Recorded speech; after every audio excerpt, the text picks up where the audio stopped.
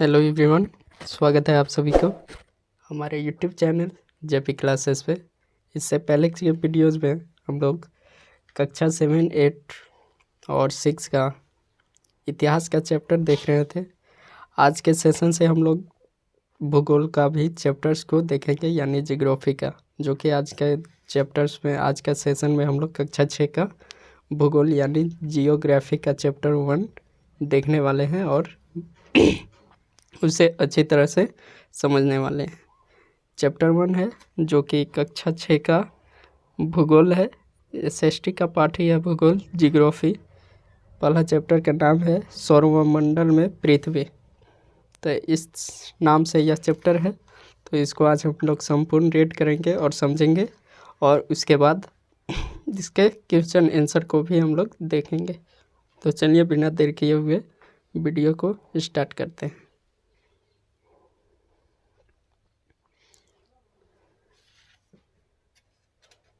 बोला जा रहा है, सूर्यास्त के बाद आकाश को देखना कितना अच्छा लगता है। मतलब सूर्य अस्त होता है, जब सूर्य डूबता है उस समय देखना कितना अच्छा लगता है। आसमान में पहले 1 या 2 चमकते बिंदु ही दिखते हैं। सबसे पहले क्या होता है कि सूर्यास्त के बाद आसमान में जब कुछ देर के बाद देखा जाता है तो 1-2 बिंदु चमकते हुए दिखाई देते हैं, लेकिन बाद में इनकी संख्या बढ़ती जाती है। आप उनकी गणना नहीं कर सकते। संपूर्ण आकाश छोटी छोटी चमकदार वस्तुओं से भरा होता है, जिसमें से कुछ चमकीले होते हैं और कुछ धुंधले। ऐसा प्रतीत होता है मानो आकाश में हीरे जड़े हों। इनमें से कुछ जो होते हैं वह टिमटिमाते हुए प्रतीत होते हैं, लेकिन अगर आप उन्हें को ध्यान से देखेंगे तो आप पाएंगे कि इनमें से कुछ ही टिमटिमाहट अन्य से अलग होती है। कुछ के जो टिमटिमाहट होती है वह बाकी से अलग होती है। ये बिना किसी टिमटिमाहट के चंद्रमा के समान चमकते रहते हैं। जो अन्य दिखाई देते हैं, अन्य जो होते हैं वह चंद्रमा के समान हमेशा चमकते रहते हैं, उसमें टिमटिम नहीं करता है। इन चमकीली वस्तुओं के साथ आप लगभग प्रतिदिन चंद्रमा को भी देखते होंगे। यह जो टिमटिमाते हुए दिखाई देते हैं, जिसका इस यहाँ पे बात हो रहा है तारे का, तो उसके साथ साथ चंद्रमा को भी हम लोग देखते हैं। यह अलग अलग समय पर अलग अलग आकार तथा अलग स्थितियों में दिखाई पड़ता है। जो चंद्रमा है वह समय के साथ अपना आकार बदलते रहता है और अलग स्थिति में भी दिखाई पड़ता है। कभी पूर्ण तरीके से दिखाई देता है, कभी हाफ दिखाई देता है, फिर हाफ में भी हाफ दिखाई देता है। इस तरह से उसकी अवस्था जो है, आकार की अवस्था और स्थिति भी बदलती रहती है। आप पूर्ण चंद्रमा को लगभग 1 महीने में एक बार ही देख पाते होंगे। जो पूर्ण चंद्रमा होता है उसको हम लोग 1 महीना में एक बार ही देख पाते हैं, और यह पूर्ण चंद्रमा वाली जो रात होती है उसी को हम लोग पूर्णिमा कहते हैं। 15 दिन के बाद आप इसे नहीं देख सकते, और यह नए चंद्रमा की रात्रि या अमावस्या कही जाती है। ऐसी रात में अगर आसमान साफ है तो आप आसमान का अवलोकन अच्छी तरह से कर सकते हैं। आगे देखेंगे। क्या आपको इस बात पर आश्चर्य नहीं होता कि हम दिन के समय चंद्रमा एवं इन सभी छोटी चमकीली वस्तुओं को क्यों नहीं देख पाते हैं? यह क्या होता है कि यह दिन में भी रहते हैं, लेकिन सूर्य के प्रकाश ज़्यादा होने के कारण वह सभी दिन में हमें दिखाई नहीं देते। ऐसा इसलिए होता है क्योंकि सूर्य से अत्यधिक तेज प्रकाश के कारण रात के समय चमकने वाली वस्तुओं को हम दिन में नहीं देख पाते, जो कि अभी हम लोग पढ़ चुके थे। सूर्य, चंद्रमा तथा वे सभी वस्तुएं जो रात के समय आसमान में चमकती है खगोलीय पिंड कहलाती है। तो क्वेश्चन आ सकता है खगोलीय पिंड क्या है? तो सूर्य, चंद्रमा तथा वे सभी वस्तुएं जो रात के समय केवल आसमान में चमकती दिखाई देती है खगोलीय पिंड कहलाती है। कुछ खगोलीय पिंड बड़े आकार के वाले तथा गर्म होते हैं। जो कुछ खगोलीय पिंड होते हैं वह बड़े आकार के और गर्म भी होते हैं। ये गैसों से बने होते हैं। जो खगोलीय पिंड होते हैं वह गैस से बने होते हैं। इनके पास अपनी ऊष्मा तथा प्रकाश होता है, जिसमें वे बहुत बड़ी मात्रा में उत्सर्जित करते हैं। इन खगोलीय पिंडों को तारा कहा जाता है। तो इससे क्या पता चला कि तारा में अपना प्रकाश होता है और इन खगोलीय पिंडों में अपना प्रकाश होता है, जो इसको उत्सर्जित करता है, दूसरे को दे सकता है। तो सूर्य भी क्या है? एक तारा है। तारा में स्वयं का प्रकाश होता है। बाकी आगे देखते हैं।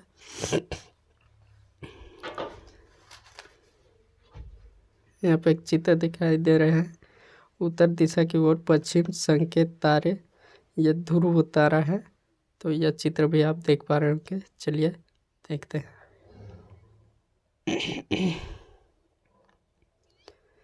रात के समय चमकते हुए अनगिनत तारे सूर्य के समान ही दिखाई देते हैं, लेकिन हमसे बहुत अधिक दूर होने के कारण हम लोग उनकी ऊष्मा या प्रकाश को महसूस नहीं करते तथा वे अत्यंत छोटे दिखाई पड़ते हैं। जो रात के समय होता है तो जो चमकते हुए अनगिनत तारे दिखते हैं हम लोगों को, वह सूर्य के समान ही होते हैं, लेकिन हमसे बहुत अधिक दूर होता है, यानी सूर्य से भी वह दूर होते हैं, जिसके कारण वह हमें छोटा प्रतीत होते हैं, छोटा दिखाई पड़ते हैं। आपने अवश्य ध्यान दिया होगा कि एक मिनट,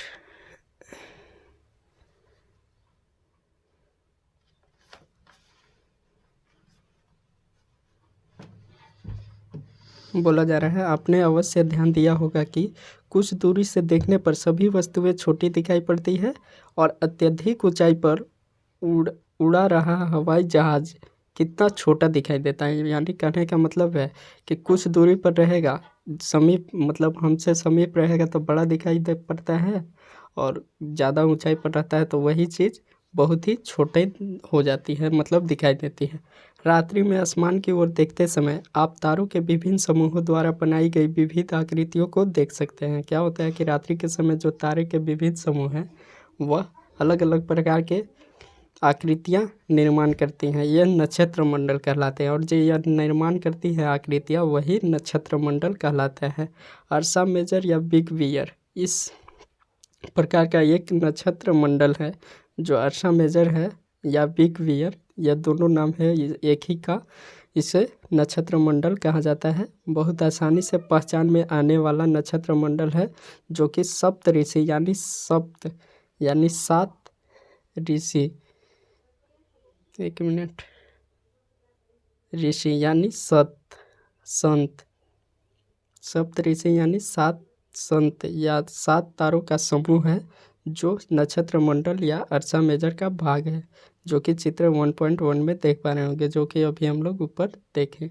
आपने परिवार या पड़ोस में किसी बड़े व्यक्ति से कहिए कि वह आपका आसमान में और अधिक तारों, ग्रहों तथा नक्षत्र मंडलों को दिखाए। प्राचीन समय में लोग रात्रि में दिशा का निर्धारण तारों की सहायता से ही कर लेते थे। उत्तरी तारा उत्तर दिशा को बताता है, जिसे ध्रुव तारा भी कहा जाता है। यह आसमान में हमेशा एक ही स्थान पर रहता है। हम सप्त ऋषि की सहायता से ध्रुव तारे की स्थिति को जान सकते हैं। क्या होता है कि जो उत्तर दिशा की ओर जो तारा होता है उसे ध्रुव तारा के नाम से जाना जाता है, और यह आसमान में हमेशा एक ही स्थान पर रहता है, जिसके कारण इससे आसानी से पता लगाया जा सकता है कि कौन दिशा किस तरफ है।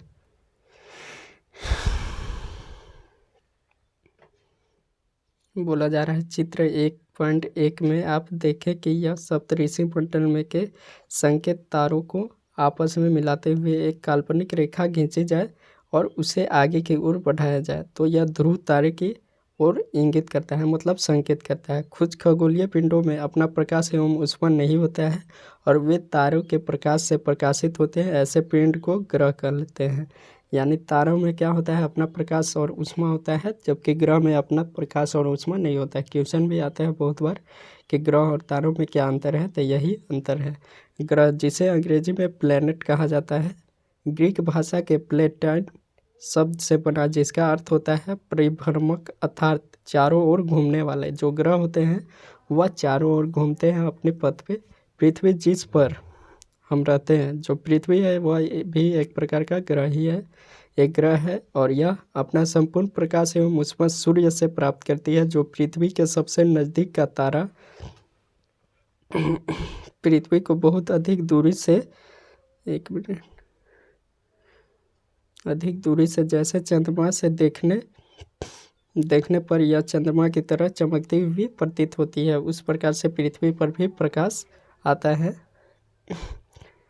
यहाँ पे दिखाया गया है सूर्य के सूर्य से दूरी के अनुसार ग्रहों के नाम। सूर्य से दूरी के अनुसार सबसे पहला है बुध, जिसे इंग्लिश में मरकरी बोला जाता है।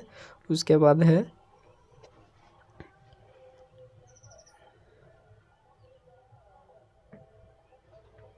पहला है बुध, दूसरा में है शुक्र, तीसरा में है पृथ्वी, चौथा मंगल,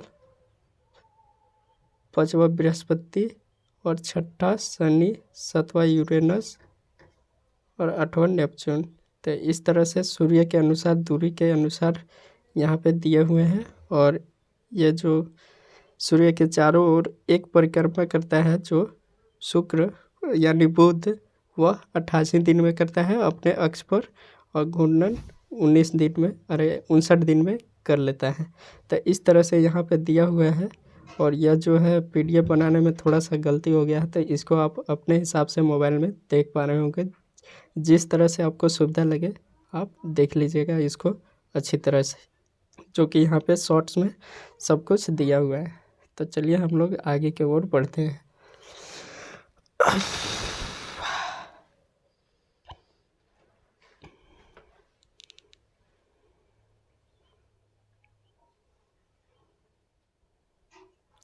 आसमान में दिखने वाला चंद्रमा एक उपग्रह है। जो चंद्रमा है क्या है? उपग्रह है। ग्रहों का ग्रह क्या कहलाता है? उपग्रह कहलाता है।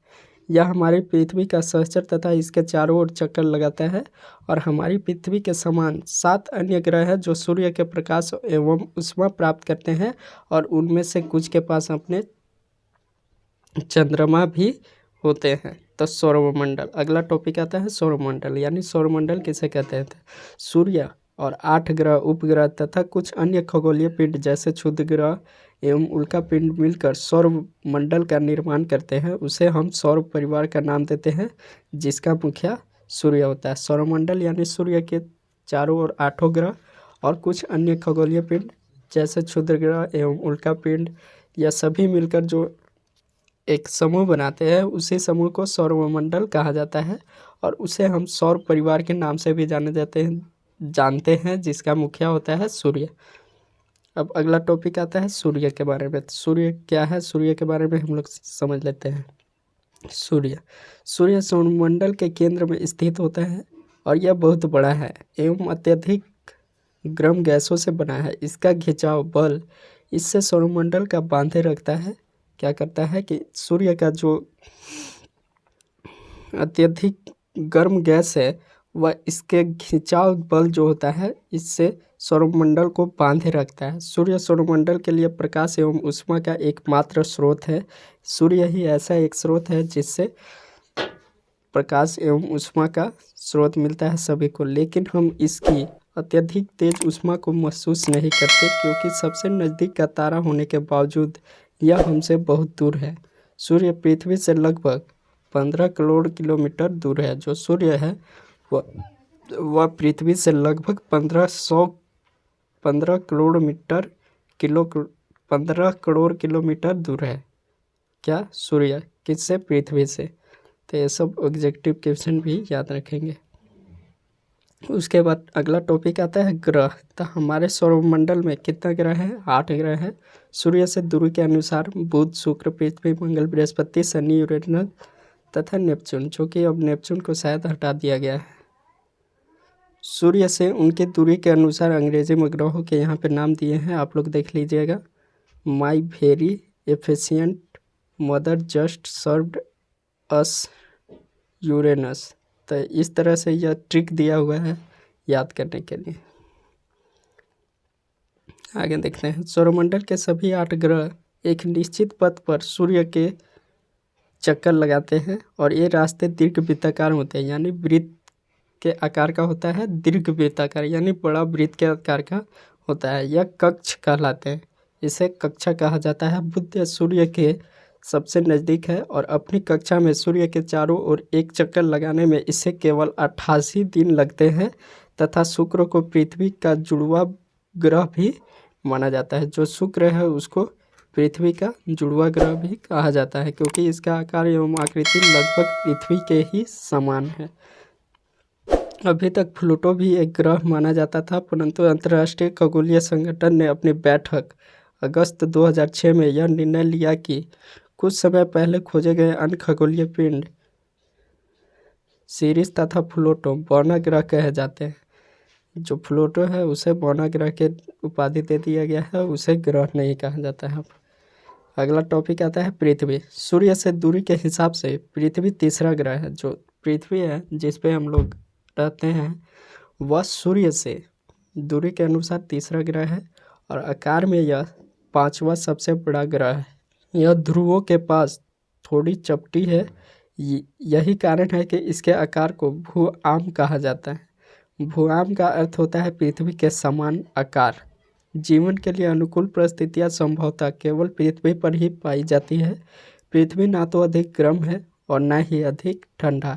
यहाँ पानी एवं वायु उपस्थित है जो हमारे जीवन के लिए आवश्यक है।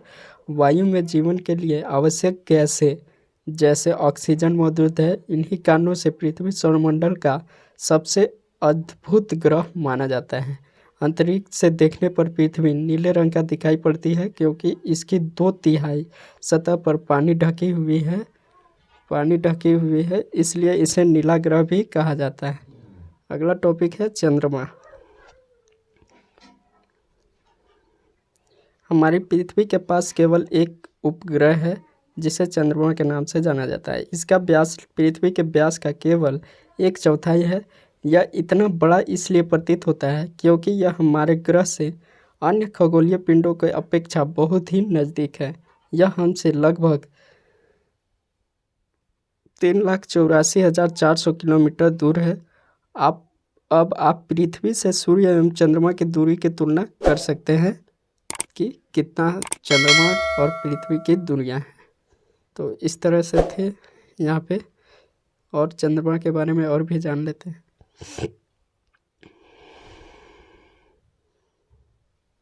चंद्रमा पृथ्वी का एक चक्कर लगभग 27 दिन में पूरा करता है। लगभग इतने ही समय में यह अपने अक्ष पर भी एक चक्कर भी पूरा कर लेता है। इसके परिणामस्वरूप पृथ्वी से हमें चंद्रमा का केवल एक ही भाग दिखाई दे पड़ता है। चंद्रमा की परिस्थितियाँ जीवन के लिए अनुकूल नहीं है। इसकी सतह पर पर्वत, मैदान और गड्ढे जो चंद्रमा की सतह पर छाया बनाते हैं। पूर्णिमा के दिन चंद्रमा पर इनकी छाया को देखा जा सकता है। उसके बाद अगला टॉपिक है क्षुद्र ग्रह। तारों, ग्रहों एवं उपग्रहों के अतिरिक्त असंख्य छोटे पिंड भी सूर्य के चारों ओर चक्कर लगाते हैं। इन पिंडों को क्षुद्र ग्रह कहा जाता है। यह मंगल एवं बृहस्पति के कक्षाओं के बीच पाए जाते हैं, जो कि चित्र 1.2 में दिखाया गया है। वैज्ञानिकों के अनुसार क्षुद्र ग्रह के ही भाग होते हैं जो कि बहुत ही वर्ष पहले विस्फोट के बाद ग्रहों में टूटकर अलग हो गए थे। उसके बाद अगला टॉपिक आता है उल्का पिंड। तो उल्का पिंड को समझ लेते हैं। सूर्य के चारों ओर चक्कर लगाने वाले पत्थरों के छोटे छोटे टुकड़ों को उल्का पिंड कहते हैं।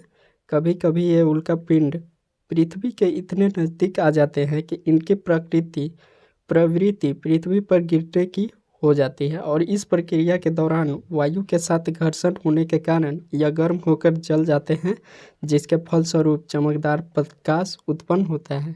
कभी कभी कोई उल्का पूरी तरह से जले बिना पृथ्वी पर गिर जाता है, जिससे धरातल पर गड्ढे बन जाते हैं। क्या आप तारों वाले खुले आकाश में एक ओर से दूसरी ओर तक फैली चौड़ी सफ़ेद पट्टी की तरह एक चमकदार रास्ते को देखा है? इस तरह से सवाल पूछ रहा है। तो सवाल वाले जो हैं, यह लाखों तारों का समूह है, और यह पट्टी जो है उसी को क्या कहा जाता है? आकाशगंगा, यानी मिल्की वे। इंग्लिश में इसे मिल्की वे कहा जाता है। हमारा सौरमंडल इस आकाशगंगा का एक भाग है। प्राचीन भारत में इसकी कल्पना आकाश में प्रकाश की एक बहती नदी से की गई थी।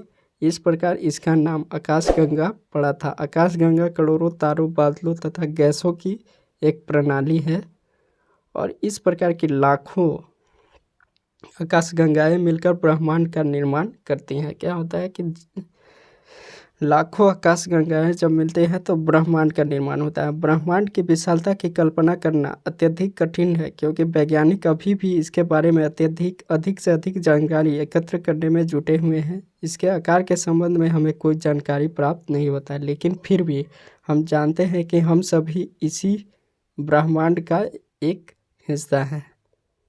तो इस तरह से जो चैप्टर, तो अगला चैप्टर में हम लोग पहले पाठ्यक्रम जो उल्का पिंड क्या है, सूर्य क्या है, ग्रह क्या है, तारे क्या है, इनमें अंतर क्या है, ये सभी को हम लोग देखेंगे। उसके बाद जो इसमें क्वेश्चन आंसर दिया गया है उसको भी हम लोग देखेंगे।